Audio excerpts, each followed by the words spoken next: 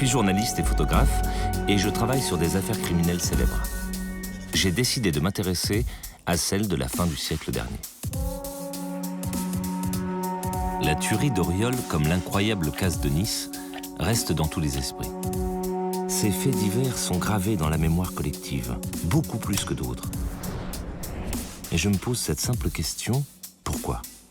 Peut-être parce que ces crimes ont été le révélateur d'un changement profond dans notre société.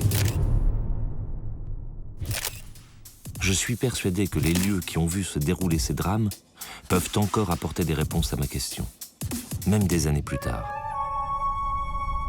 Il suffit de retourner les explorer. C'est ce que j'ai fait. Auriol, charmant village provençal. Jusqu'au début des années 80, le nom de cette bourgade typique nichée au pied du Garlaban évoquait l'univers de Pagnol, la douceur de vivre de l'arrière-pays marseillais, jusqu'à une effroyable affaire.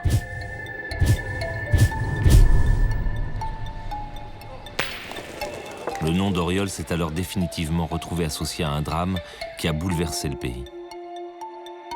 Cette maison est celle de l'inspecteur Jacques Massier. Dimanche matin, des voisins donnent l'alerte. Les deux chiens, un dog et un doberman, n'ont pas cessé d'aboyer de la nuit.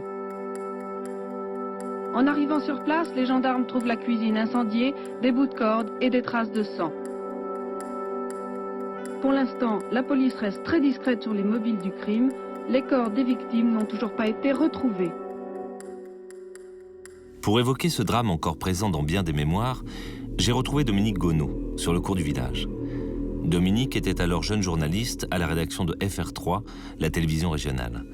Il a suivi les premières étapes de l'affaire. Il garde un souvenir très précis de ce qui se présente comme un véritable mystère. Quand on est arrivé, il n'y avait pas de mort, il n'y avait pas de corps. Les seules choses que les gendarmes ont réussi à deviner, c'est que dans cette maison, il s'était passé quelque chose. Et il s'était passé quelque chose de dramatique, parce qu'il y a bien sûr des traces de sang, il y a des vêtements qui ont été retrouvés, qui étaient imprégnés de sang. Je suis arrivée à 6h30 le dimanche matin. Il y avait les cheminées qui brûlaient à tout va, très très noires, comme un mauvais tirage, les fenêtres toutes ouvertes. Et les voitures n'étaient plus là, alors que le soir, elles étaient là. On a trouvé une bague qui était sur le trottoir. C'est une chevalière, une grosse chevalière avec les initiales JM avec des petites pierres. On a trouvé un briquet, un petit briquet simple en plastique, et une paire de lunettes juste sur les gravillons avant le trottoir. On n'a rien entendu, c'est que, je sais pas, où les gars ont été chloroformés parce qu'ils ont retrouvé des tampons, ou alors les gars n'ont pas été descendus ici, enfin, je sais pas. Premiers éléments de l'enquête, on constate.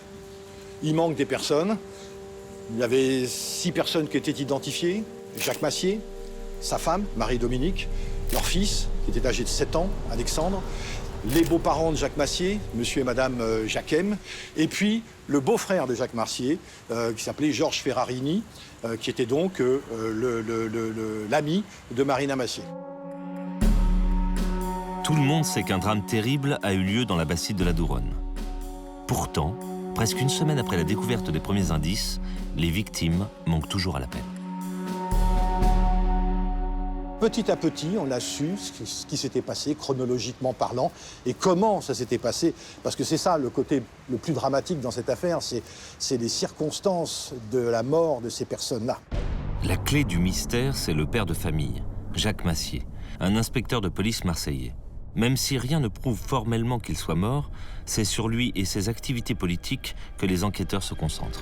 Les policiers du SRPJ de Marseille prennent l'affaire en main et se penchent sur les activités extra-professionnelles de leurs collègues. Massier était responsable local du SAC, le service d'action civique. Le personnage Massier est quand même très important, c'est lui qui est la clé de toute l'affaire. Jacques Massier, policier, brigadier de police. Il venait à peine de sortir de l'école de Canet-Cluse. Et il était surtout aussi le responsable du SAC local, du SAC marseillais. C'est avec le retour du général de Gaulle au pouvoir en 1958 que le SAC apparaît officiellement. Composé de membres du RPF et d'anciens résistants, il a pour objectif de soutenir la politique du général. De nombreux futurs députés de la Ve République figurent alors parmi les gens du SAC. Il regroupe environ 4000 personnes. Il est implanté dans 80 départements et publie un bulletin Action civique. Le SAC, officiellement, c'est une officine de gros bras, donc un service d'ordre qui, à partir de 1974, va commencer à se mercenariser en vendant ses services aux plus offrants, de préférence de droite et d'extrême droite. Déjà dans les années 60, lors de l'affaire Ben Barka, le public découvre de curieux liens entre barbouzes, grands truands et police parallèle. En 68, les hommes du SAC sont prêts pour la chasse aux gauchistes. Avec leurs cartes tricolores, certains participeront même à des interrogatoires de police. Ce service d'action civique est fortement implanté en Provence. Depuis 1978, il est dirigé par un militant un peu particulier, Jacques Massier. Et Jacques Massier, en prenant le contrôle du SAC des Bouches-du-Rhône et ensuite Provençal en 78, il va mélanger, on va dire, ses fonds privés avec les fonds du SAC. Donc, il est difficile de dire si les dérives criminelles du SAC marseillais à ce moment-là, par exemple, sont vraiment des dérives du SAC ou des dérives d'un homme qui était responsable du SAC. Madame Massier, votre frère était membre du SAC, vous le saviez très exactement. Oui. Est-ce que vous connaissiez ses activités au sein du SAC? Non, je sais qu'il faisait partie du SAC, mais je ne connaissais pas ses activités. On dit de lui qu'il était trésorier du SAC dans la région. Est-ce que cela vous a laissé... Non, je ne savais pas. Je sais qu'il faisait partie du SAC, mais je ne savais pas ce qu'il était dans le SAC. Marina Massier, la sœur de Jacques, a échappé miraculeusement au massacre. Elle aurait dû être là, dans la Bastide, ce soir-là. Elle est la seule survivante de la famille Massier. Mais si la personnalité de l'inspecteur se dévoile, le mystère reste entier. Et l'intérieur du lieu du possible crime, la Douronne, reste hermétiquement fermé aux regards et aux images. Pour mes camarades journalistes, fascinés par cet épais mystère et tenus à l'écart, c'est un véritable supplice de Tantale. En fait, personne ne pouvait avoir des images et des photos de l'intérieur de la maison. C'était interdit. Donc je vais, moi, sur le terrain avec une équipe de tournage. Il y avait Roger Porte comme assistant et René Plouton à la caméra. Et à un moment donné, il y a l'assistant qui est venu me voir en me disant « Dominique, est-ce que tu as vu que la porte d'accès à la Bastide, elle n'est pas sous scellé. Le scellé est défait. Le scellé pendait. » Demandez à des journalistes de ne pas rentrer. Voilà. Donc on prend le parti de dire on rentre. Ces images qui ont été tournées ce matin à l'intérieur de la Bastide ont pu être réalisées parce que l'un des scellés de la maison avait été arraché et la porte donnant accès à la cuisine n'était même pas fermée à clé. Tout laisse supposer que n'importe qui, curieuse et journaliste, pouvait pénétrer dans la demeure de Jacques Massier, si ce n'est déjà fait. Et la diffusion de ces images prouve en quelque sorte notre bonne foi, et ce, malgré les risques judiciaires. Sur certaines images, on peut se poser beaucoup de questions. Moi, je suis très frappé par une image qui existe encore, où l'on voit un jouet d'enfant, le jouet du petit Alexandre, qui est posé sur une table de salle à manger. Et ce jouet d'enfant, si vous ne dites pas qu'il est en plastique, on peut penser que c'est un fusil M16 américain qui est là, avec des cartes de la région posées sur une table, dans une pièce qui est totalement calcinée.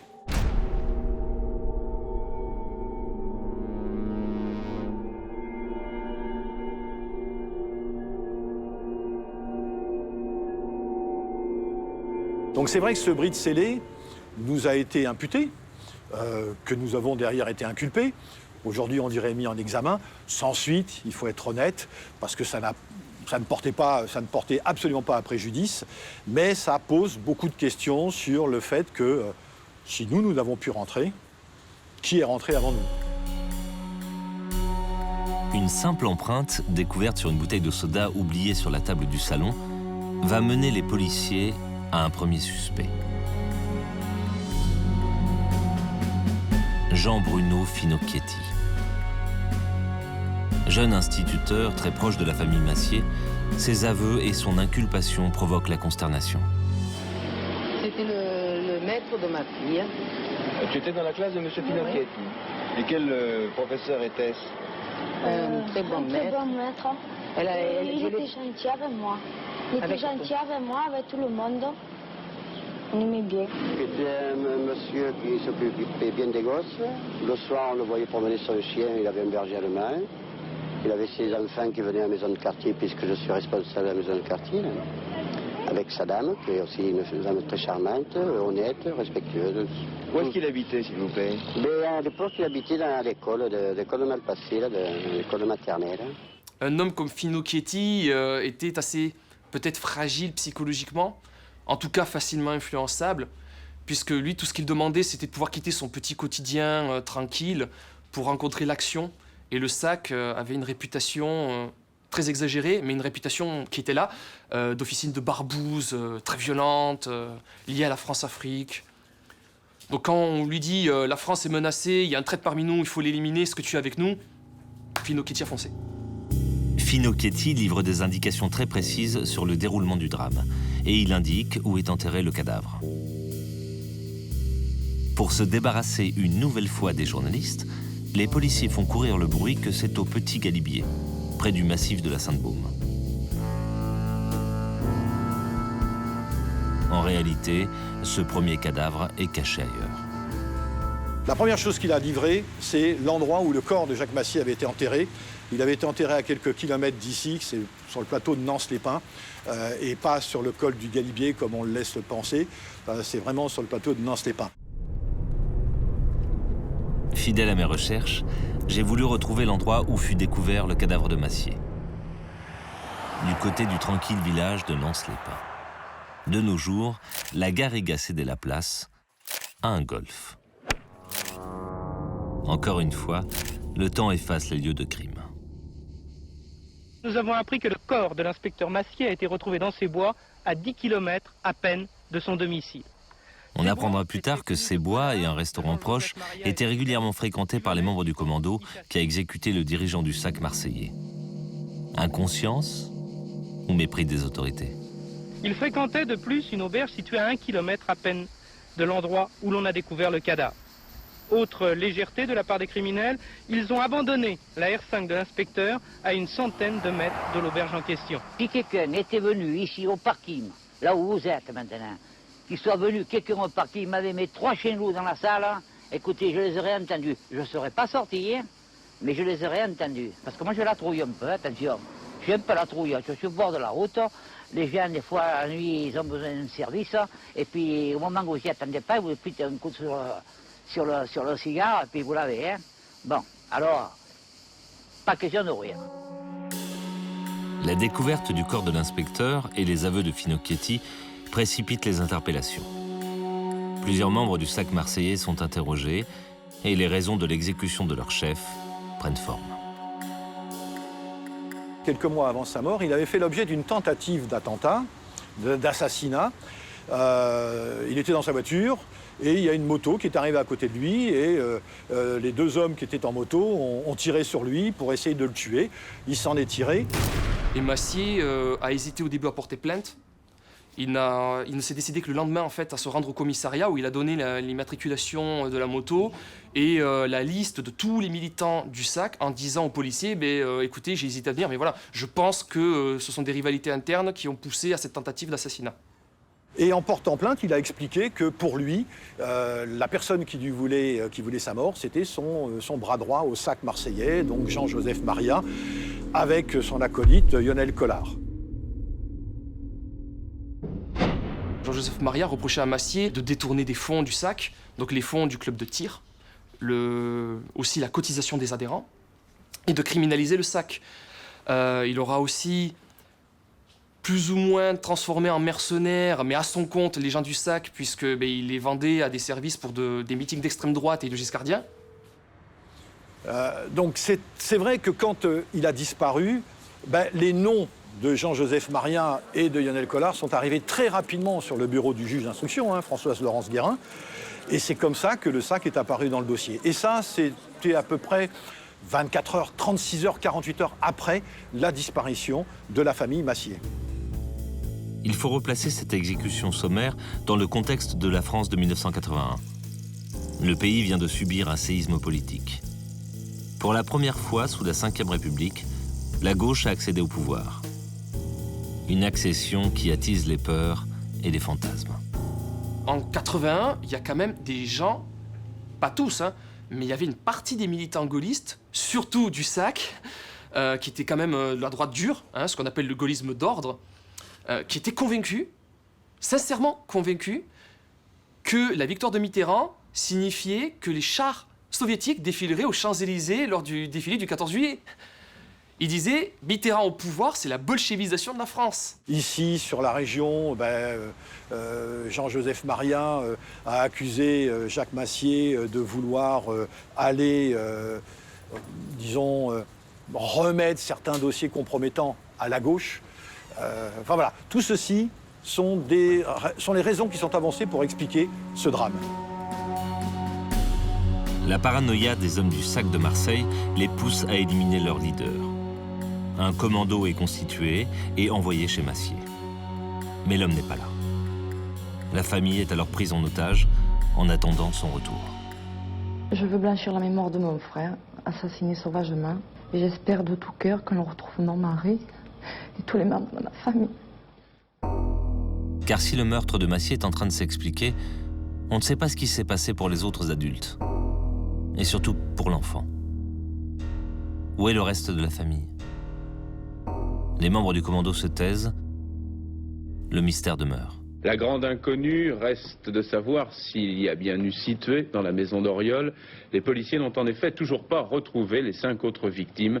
Sur place, à Marseille, l'enquête Isabelle Béchler. La une de la presse locale est toujours consacrée ici à la tuerie de la Bastide d'Auriol. Au courant de la nuit dernière, le juge Françoise Guérin a inculpé Finocchietti, l'instituteur, pour homicide volontaire avec préméditation, séquestration, vol, recel, transport et port d'armes. Je vous rappelle qu'il est le seul à avoir avoué. Jean-Bruno Finocchietti a donné des cours au petit Alexandre Massier. Et c'est parce qu'il a donné des cours au petit Alexandre Massier et qu'il connaissait le petit et qu'il connaissait la mère qu'il s'est fait reconnaître par Marie-Dominique Massier. Quand le commando est intervenu sur la Bastide, ils sont intervenus avec des masques de chirurgiens. C'est-à-dire quelque chose qui vous cache que le bas du visage, quoi. Donc, c'est un peu bizarroïde quand même comme situation que d'arriver avec des masques de chirurgiens qui n'ont pas la réputation de cacher quelque chose, quoi. Donc ils sont intervenus et ils ont été reconnus, et c'est parce que Jean-Bruno Finocchietti a été reconnu que ces personnes-là ont été tuées. Les aveux de Finocchietti dévoilent les détails sordides de l'exécution des innocents. Donc elles étaient toutes séquestrées, attachées les mains dans le dos au premier étage, et petit à petit, ils les ont fait toutes descendre, une par une. Et en descendant de l'escalier, Collard les a tuées, Lionel Collard a commencé à les tuer en les étranglant.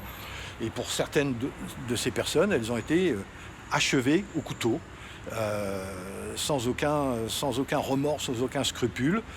Le dernier qui soit descendu, c'est le petit Alexandre de 7 ans qui dormait et qui, lui, a été malheureusement massacré, on va dire, à coups de tisonnier avant d'être achevé au couteau.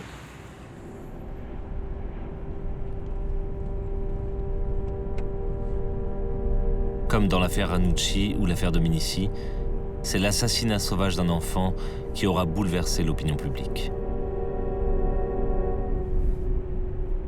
Les 5 autres corps ont été retrouvés 3-4 jours après dans les mines qui se trouvent à côté du village des Maillons, dans le Var.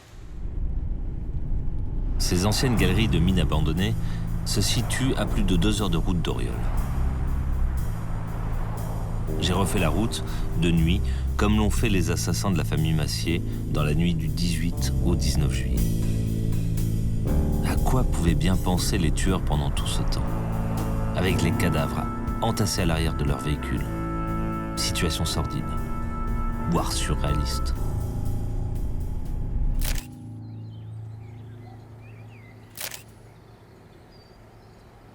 Ce petit vallon du pays de Saint-Tropez n'était connu que des ramasseurs de cèpes, mais aussi des mineurs, car des dizaines de galeries truffent ces collines. Eh bien, ce coin tranquille a été pendant 10 jours le tombeau provisoire des 5 dépouilles manquantes. Elles étaient plus ou moins ensevelies au fond de cette ancienne mine de plomb. Les gants employés pour le transport des cadavres y étaient encore. L'entrée de la mine, une espèce de souricière, avait été bouchée avec de la terre par les exécuteurs d'Auriol. Quant aux 5 dépouilles, elles étaient au fond de ce tunnel. Elles ont été étranglées ou assommées, puis achevées au poignard, à commencer par Alexandre, 8 ans.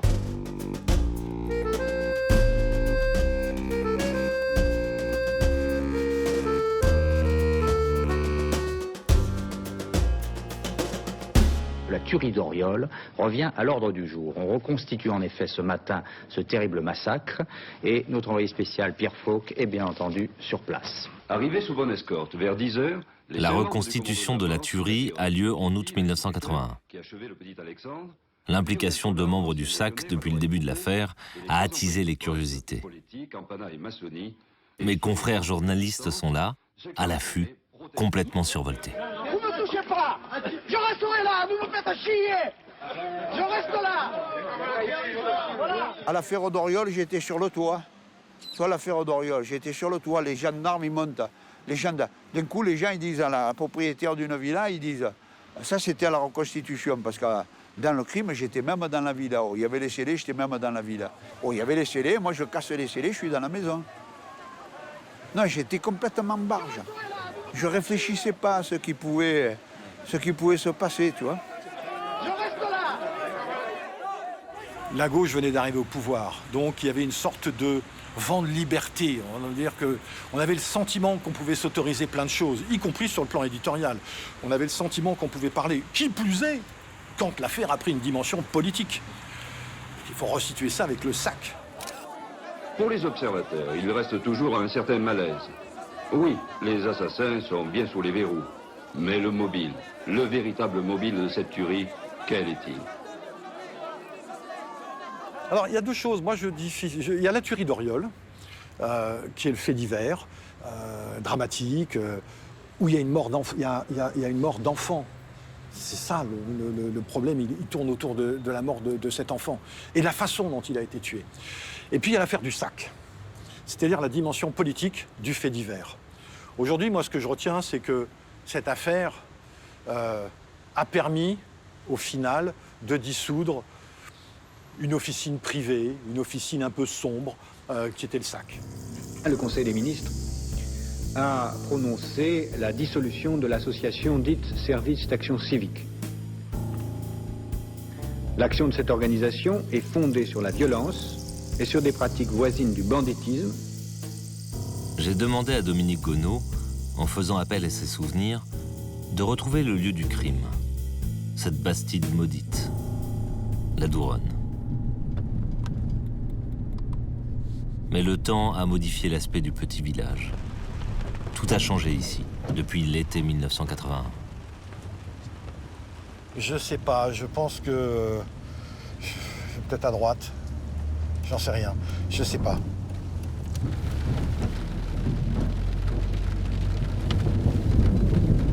Je pense que l'affaire d'Oriol, la tuerie d'Oriol est une affaire qui, au fil du temps, s'est un peu estompée. Elle est sortie un peu de l'esprit des gens. Les gens s'en souviennent de moins en moins. C'est pas une affaire qui a marqué. Et ici, sur le village, je crois que la consigne a été, si on pouvait vite oublier, ce serait une très bonne chose.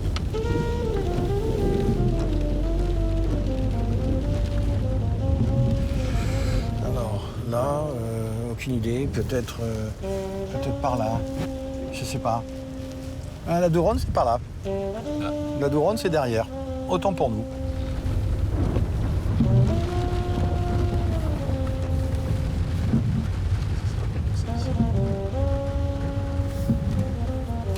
Ça me parle. La façade, la pergola. C'est ça. Je crois que c'est là. Je suis pas sûr, mais je crois que c'est là.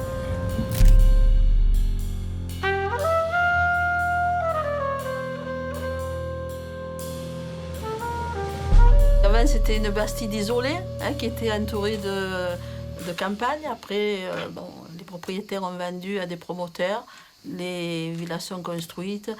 Les nouveaux propriétaires ont aménagé quand même leur maison. Elle est moins reconnaissable que sur les photos dans le passé.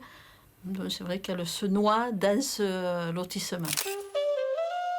Le lieu du crime s'est dissimulé derrière des murs neufs. L'imaginaire collectif passe à autre chose. Le souvenir du massacre de la Bastide s'efface. Le petit village retrouve son paisible anonymat. Petit à petit, cette image s'est vraiment estompée. Moi, je me souviens d'une dizaine d'années où je suis allée me faire coiffer dans une petite commune des Alpes de Haute-Provence. Et on m'a demandé où habitez-vous? Moi, je lui dis Auriol. Ah, Auriol, ça y est, j'ai encore droit à la tuerie d'Auriol. Et puis non. Elle me dit, ah oui, c'est la commune où habite Thierry Amiel, le chanteur de la rencontre La Nouvelle Star. Ah, j'ai dit, ça y est, on a gagné, on ne parle plus de la tuerie d'Auriol. Cette sombre tuerie aura au moins permis, à sa triste manière, d'en finir avec le SAC, une forme intolérable de violence politique. Le nom de certaines communes peut parfois se retrouver associé à des affaires criminelles célèbres. Des affaires qui ont marqué les époques et les esprits. C'est le cas pour Auriol, dans les Bouches-du-Rhône, mais c'est aussi le cas pour Nice. Nice, la promenade des Anglais, la douceur de vivre, la somptueuse baie des Anges, le balcon sur la Méditerranée. Nice. Le nom de la ville est associé à une des grandes affaires de la fin du siècle dernier. Un incroyable fric-frac. Le casse de la Société Générale.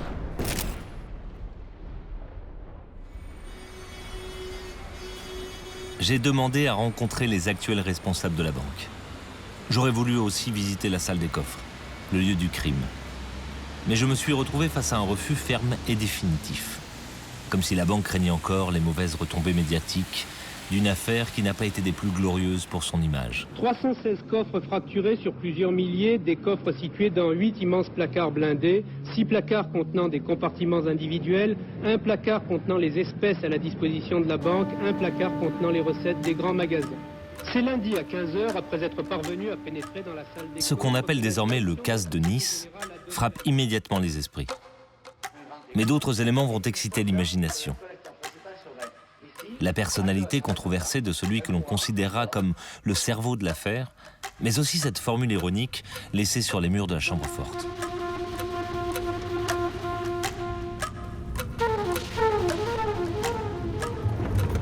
Didier Collier faisait partie de cette équipe d'incroyables casseurs. Il a écrit un livre sur ce moment clé de son parcours. Pour évoquer ce coup spectaculaire, je lui ai demandé de me raconter le casse vu de l'intérieur. Donc moi je suis contacté par un gars qu'on appellera le Gros, qui me dit qu'ils ont l'intention de faire ce cambriolage dans la Société Générale de Nice. Si ça me plaît, bien sûr que ça me plaît, je suis des vôtres. Et voilà, l'histoire a démarré comme ça et on constitue une équipe. Et puis après, petit à petit, on est 12 à peu près, en comptant 4 enquêteurs. On a dit tout et n'importe quoi sur les méthodes des casseurs. C'était tellement spectaculaire. Ça paraissait tellement impossible à réaliser. On ne peut pas ne pas être étonné par l'audace, le sang-froid et la maîtrise des gangsters qui ont dévalisé ce week-end à Nice au moins 300 coffres-forts de particuliers dans une banque. Un égout, un tunnel de 8 mètres de long que les gangsters ont mis au moins 3 semaines pour percer. C'était la première fois de notre vie qu'on descendait dans les égouts. On ne savait pas ce qu'on allait trouver. Mais bon, il fallait faire le tunnel. Donc alors comment on s'y prend? Et tout naturellement, bon, on va creuser le tunnel et puis on étaiera au fur et à mesure qu'on avancera, quoi. On a dit qu'on a eu recours à des techniciens, à des ingénieurs, des ponts et chaussées, tout ça, c'est pas vrai. C'est que c'était simple, il fallait faire le tunnel, c'est tout. Et puis voilà, donc on a réfléchi sur le fait de comment s'y prendre. Alors ça a été simple et on a opté pour la solution de mettre un plateau sur le sol et 2 plateaux à la verticale et 4 plateaux qui faisaient à peu près, on avançait 70 cm par 70 cm. C'est très étroit en bas pour travailler, non? Ben oui, le trou est de 50, il a fallu qu'il travaille couché. Et ça a demandé un travail énorme de faire tout ça. Oh, pour moi, je suppose qu'il y a assez longtemps que ça a dû... Enfin, le travail a dû être commencé il y a au moins plus d'une semaine. Hein. Ça a duré 3 mois, et donc on est rentré dans la banque en juillet, le 16 ou 17 juillet, je crois. Et ça a duré 3 mois de travaux intenses. Intense. D'ailleurs, je pense que chacun de nous a douté de la réussite. Ah ouais. On n'était pas sûr d'y arriver. Ah ouais. Ouais. 2 fois l'opération a été reportée. La seconde en raison de la visite du président de la République le 9 juillet 1976. Les gangsters craignaient une visite des égouts par les services de sécurité. Au petit matin, l'équipe rebouchait l'entrée du boyau avec des pierres et de la glaise Personne ne s'est aperçu de quoi que ce soit. On faisait 2 équipes, donc on se relayait tous les soirs. On passait la nuit à travailler. D'accord. Et on partait au petit matin.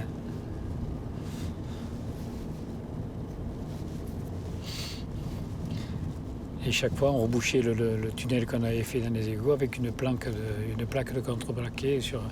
On mettait de la boue dessus pour masquer, pour parer à une visite des égoutiers, quoi. Didier Collier m'a conduit jusqu'au Paillon. Ce fleuve côtier qui traverse Nice est recouvert depuis quelques décennies. Les équipes qui travaillaient sur le casse pénétraient par là dans les égouts, les fameux égouts du paradis. Par l'entrée on distingue mal là, mais c'est celle de droite. Mais il a fallu tout décharger, mais on a déchargé un peu plus loin. On avait repéré une bouche d'égout à côté d'un restaurant qui s'appelle l'Aube de l'Islam. On y a fait de la pub à l'époque. On est descendu le matériel par là. On s'était habillé en employé de la voirie. On avait mis des barricades rouges et blanches. Et on avait descendu le matériel par là. Pendant ce temps, les policiers découvrent le cheminement des gangsters et ne peuvent s'empêcher de ressentir une certaine admiration. Point de départ, le parking de la place Masséna, une porte ouverte qui donne sur les égouts pour aboutir 90 mètres plus loin, sous la rue de la Loi, à un tunnel de 8 mètres creusé dans l'argile. Il faut être drôlement gonflé pour se lancer dans des travaux de cette importance dans un milieu hostile comme peut l'être celui des égouts. Surtout sans connaissance particulière de cet univers.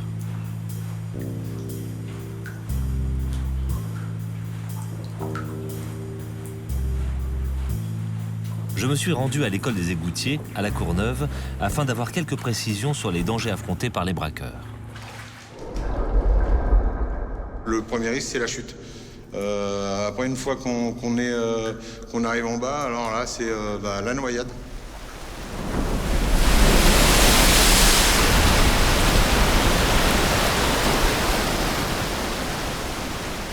Les gaz, l'intoxication, alors c'est pas forcément mortel dans un premier lieu, mais si on perd connaissance, ça entraîne une noyade parce qu'on risque de tomber à l'eau.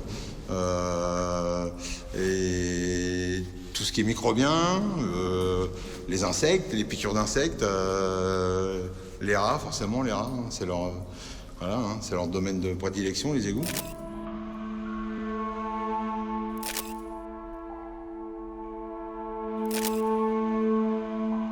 À l'intérieur des égouts et de la salle, un grand nombre d'ustensiles abandonnés. Outils, lampes électriques, 7 bouteilles d'acétylène et 7 bouteilles d'oxygène, ainsi que des chalumeaux et plusieurs centaines de mètres de câbles électriques déroulés à travers les galeries de l'égout et branchés place Masséna à 600 mètres de distance environ. C'est très dangereux. En même temps, je pense qu'ils n'avaient pas tellement de solutions. Je pense que le pneumatique aurait été trop bruyant. Qui dit pneumatique dit compresseur. Forcément, je pense que ça aurait attiré l'attention des riverains. Parce que bon, les premiers touchés, je pense que dans ce cas-là, c'est les riverains par rapport au bruit. Donc il en restait qu'une solution, c'était l'électrique. Ah ben la nuit, ça résonnait. Hein. C'est pour ça qu'on s'était mis en face dans une chambre d'hôtel qui donnait sur l'endroit où on faisait le tunnel pour surveiller si quelqu'un ne s'arrêtait pas, si quelqu'un n'avait pas aperçu un bruit. Ça s'est bien passé dans l'ensemble. C'est même étonnant quand même, la façon dont c'est bien passé. Les dieux étaient avec nous, les dieux des joueurs étaient avec nous là, à cette époque. Je pense que s'il y avait eu un professionnel, entre parenthèses, de l'assainissement, jamais il serait descendu avec des câbles électriques. Des vrais amateurs, et puis je pense que c'était plutôt le gain qui les intéressait que la sécurité.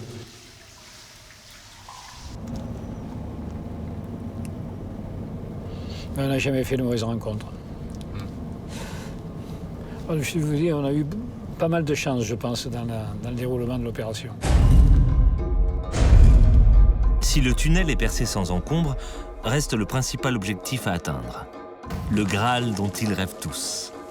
La salle des coffres. On perce le mur de fondation, on perce le mur de béton et on va arriver dans la chambre forte. Mais avant, on tape des grands coups de masse dans le mur pour justement tester s'il y a un système d'alarme à l'intérieur de la salle. L'alarme n'a pas été donnée pour la bonne raison qu'il n'y a pas de système d'alarme. Les services techniques de la direction de la banque n'ont pas estimé instaurer un système d'alarme eu égard au blindage extrêmement épais et à la sécurité qu'ils estimaient remarquable de leur salle des coffres. Et on était persuadé que ça déclenchait un système d'alarme, mais non. On avait enlevé nos cuissards pour partir en courant. Le contraire a été démontré finalement. Le contraire est évidemment démontré puisqu'il est prouvé par un proverbe français qu'à l'impossible nul n'est tenu. Alors le problème qui inquiète beaucoup, notamment les gens qui sont concernés par ce hold-up, c'est de savoir comment tout cela va être réglé. Il faut que je fasse un inventaire de mon coffre, leur remettre, et ensuite ils me diront si vraiment je suis sinistré, oui ou non. Je reproche à la banque de ne pas s'être entourée de toutes les garanties normales et anormales, puisque comme ça a été dit à la télévision, il n'y a rien d'impossible à notre époque. Ah oui, mais il faut voir quand l'histoire s'est réalisée, quoi. Nous, on a été surpris par l'écho de la presse et le scandale que ça a fait, quoi. De partout, on en parlait, de partout. C'était là, tout le monde en parlait. Là, un jour, je me trouve chez le coiffeur. Il y en a un qui dit « surtout ceux-là, il ne faut pas les attraper, parce que leur chapeau, hein. » Et... Ce plan génial, audacieux et culotté, serait le fruit d'un cerveau particulièrement créatif, celui d'Albert Spaggiari. Pour la presse et pour le grand public, c'est lui qui aurait tout imaginé, lui qui aurait dessiné tous les plans. Un grand égout, et nous sommes dans le collecteur principal serait ici, à gauche en descendant, un courant très fort, obligé donc de marcher tout le temps courbé, non pas à la mode du promeneur ou de l'égoutier, qui marche les deux mains appuyées sur les genoux, mais avec 50 kilos ou 40 ou 100 de matériel sur les épaules ou dans les mains. Au départ, Spaggiari nous avait donné des plans, mais il n'y avait pas le nom des rues dessus. Et on ne savait pas où on était. Quand on était en bas, on ne savait pas où on était. C'est pour ça qu'on avait mis ce truc avec des petits papiers bleus qu'on a glissé, on a jeté dans la bouche d'égout, qui nous a fait repérer la banque.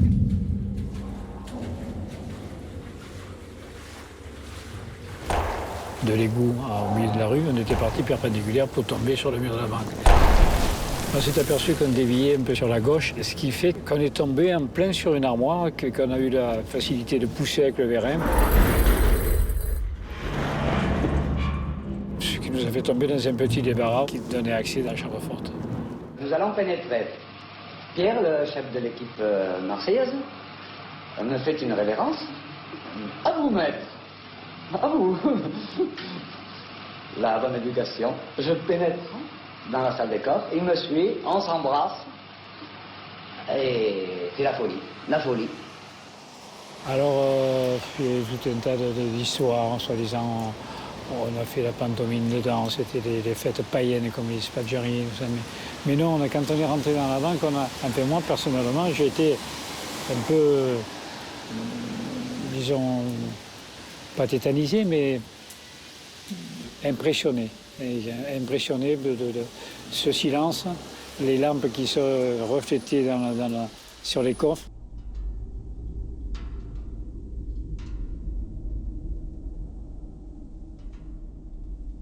On était peut-être une bonne quinzaine à travailler dans la salle des coffres. Ah oui. On était tous réunis à travailler sur les coffres.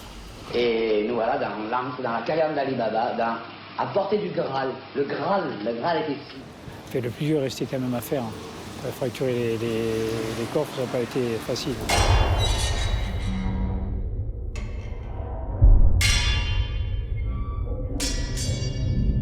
C'était très difficile à ouvrir parce qu'il se trouvait à l'intérieur, il était monté sur des treillis métalliques et il se trouvait à l'intérieur du treillis, on n'arrivait pas à les crocheter. Donc il a fallu taper avec des masses sur le cadre pour voiler un petit peu le masque et rentrer avec une pince Monseigneur pour crocheter la porte. C'est pour ça qu'on mettait pratiquement presque une demi-heure pour ouvrir une coffre. C'était du vieux matériel. C'est pour ça que c'était si difficile.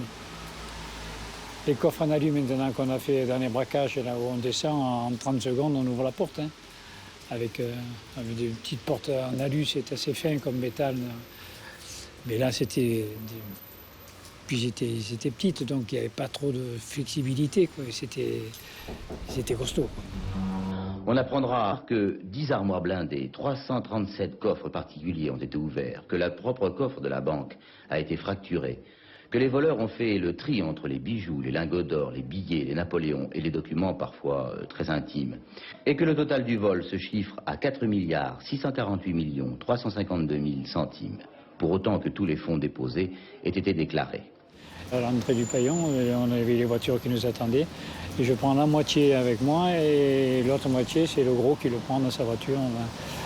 On se partageait le butin pour ne pas avoir à trop compter, pour se faciliter le travail.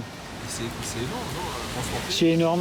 Dans la salle de séjour, il y avait un tas de pièces d'or au milieu qui devait faire au moins 50 cm de haut, quoi. Sur à peu près 1,50 m de diamètre.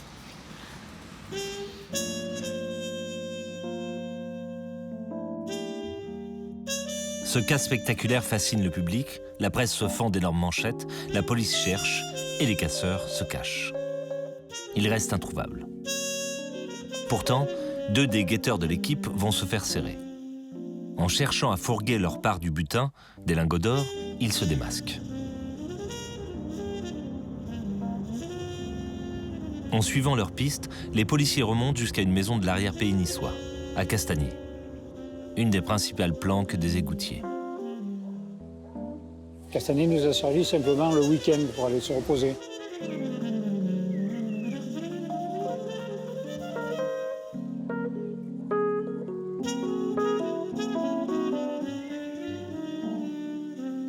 Les policiers mettent un nom sur le propriétaire des lieux, un certain Albert Spaggiari. Il appelait ça les oies sauvages. D'ailleurs, sur sa boîte aux lettres, il y avait des oies qui volaient et les ailes, c'était en forme de l'U.S. nazi. Parce qu'il était d'extrême droite, Spaggiari. Les policiers ne mettent pas longtemps à arrêter ce Spaggiari. Un homme qui va se révéler assez surprenant.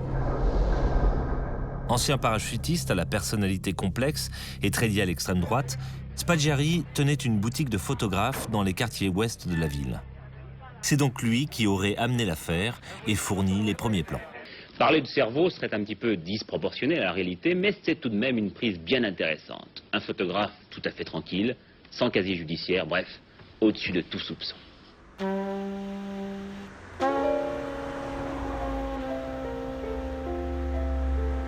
La boutique de Spaggiari existe toujours.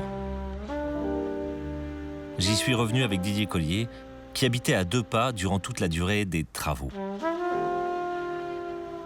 Une boutique de photographes. Quoi de plus normal pour un Spaggiari obsédé par son image? C'est lui, Spaggiari, qui a donné aux 23 personnes qui ont participé aux casses des informations précises. L'épaisseur des murs, l'emplacement des coffres. Si la légende fait de Spaggiari le cerveau de l'opération, il y a de grands doutes sur sa réelle importance.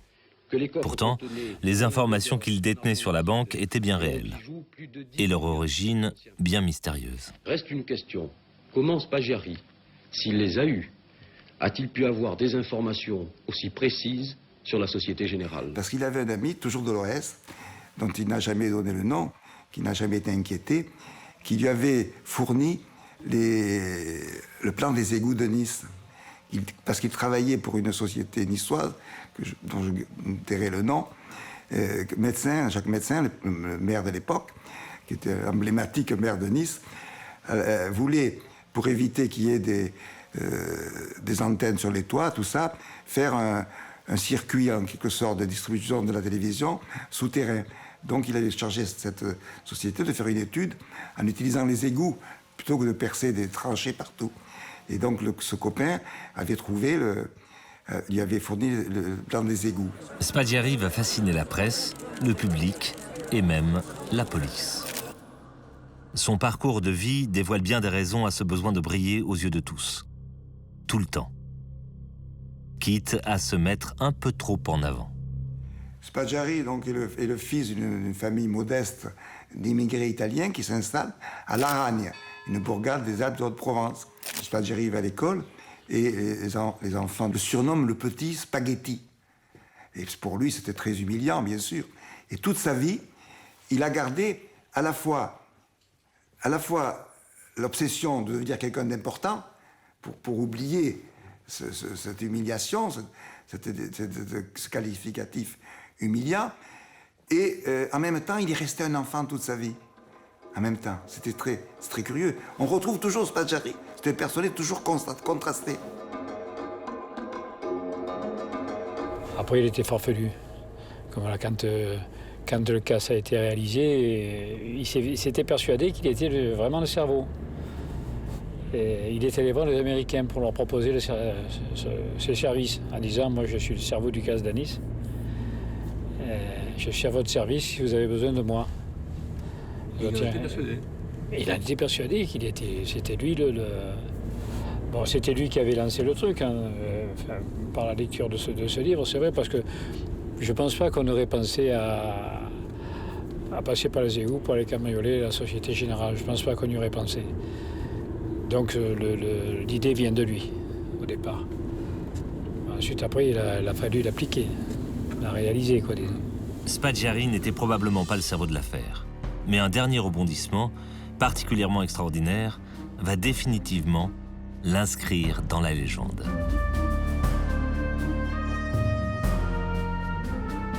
L'évasion acrobatique hier de Spaggiari du bureau du juge d'instruction de Nice, assaut par la fenêtre, réception sur le toit d'une voiture, échappée belle sur une moto, fait beaucoup parler d'elle, vous vous en doutez.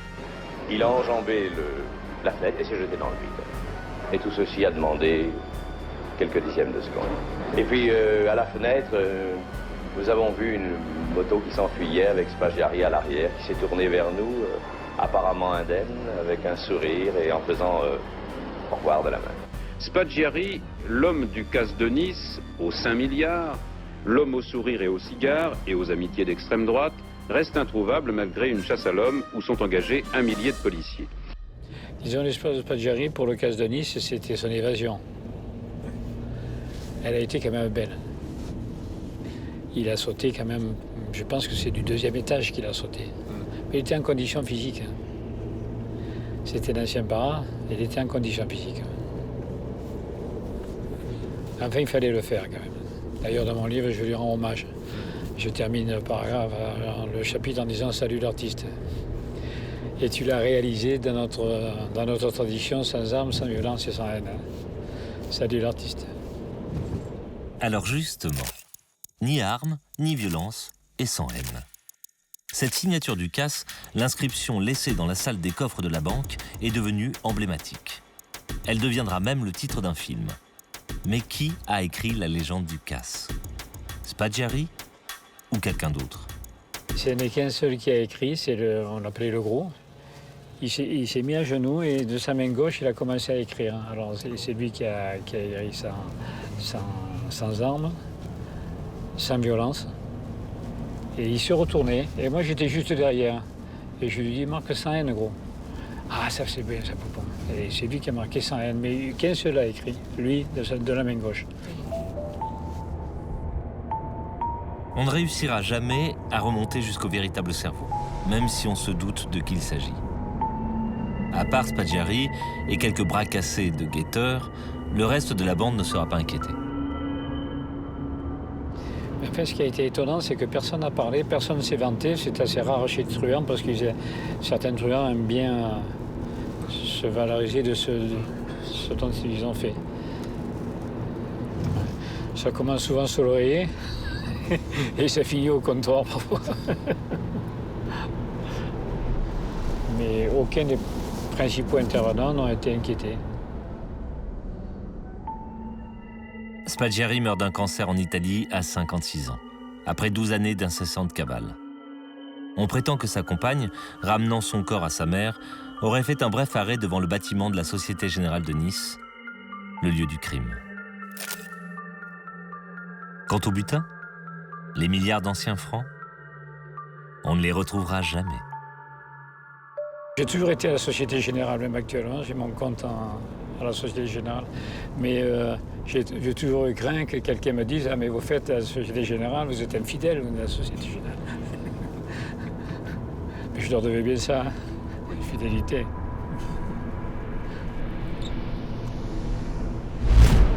Depuis le casse de Nice, les salles des coffres sont systématiquement équipées d'alarmes. Barre du téléphone, Bastide d'Auriol, ferme des Dominici ou égout de Nice. Je tire les dernières photos de ces lieux marqués de drame. Les souvenirs sombres, déchirants, poignants et même parfois ironiques remontent doucement à la surface. Comme des photos que l'on développe. Les décors gardent de manière plus ou moins vive l'empreinte de ceux qui y ont vécu ou qui y sont morts.